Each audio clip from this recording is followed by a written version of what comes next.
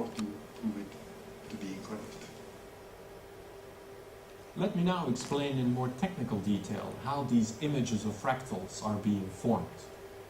Remember that everything turns around the function z goes to z squared plus c, which is an iterator. That means we can plug in value z, then we compute the next value, plug it back in, and so on. We keep going on. Now, when we start with a particular constant value for c, and we perform this kind of iteration, then there are two things possible. One of them is that the point goes into infinity, escapes from the set, and another one is that it stays bounded. So what we are going to do to represent the Julia set is that we view points in the complex plane. We're going to, z is a complex number, so it decomposes into a plus I times b. We're going to put here on this axis I times b and on this axis a, so one point z can be represented this way. So we start with this point and we keep iterating, and we see either that it goes to infinity or that it stays within the set.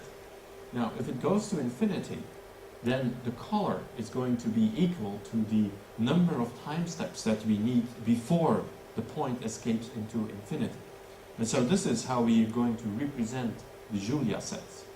Now, the Mandelbrot set is a little bit different from this, because there we go in fact to the plane with the value of c, and we are going to iterate over different values of c, and each time using this equation to find out whether the particular point is in the Julia set.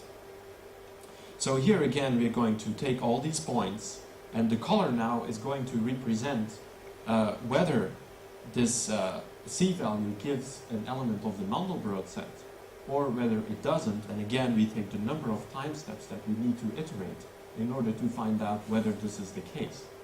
So this is how we get a picture like the one that you see here, which is a complete Mandelbrot set. The black area represents the points that fall within the set, and the colored points represent the number of times that we need before we know that it's in the Mandelbrot set or not.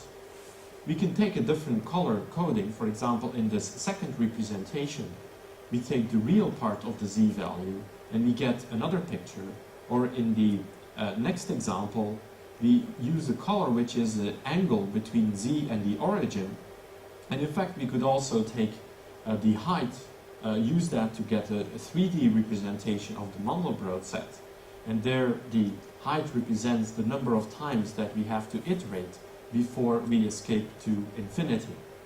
So there are different representations possible of the Mandelbrot set, which are each representations on the number of times it takes before we can either find out it's in the escape set, or it finds out whether we are within the set itself.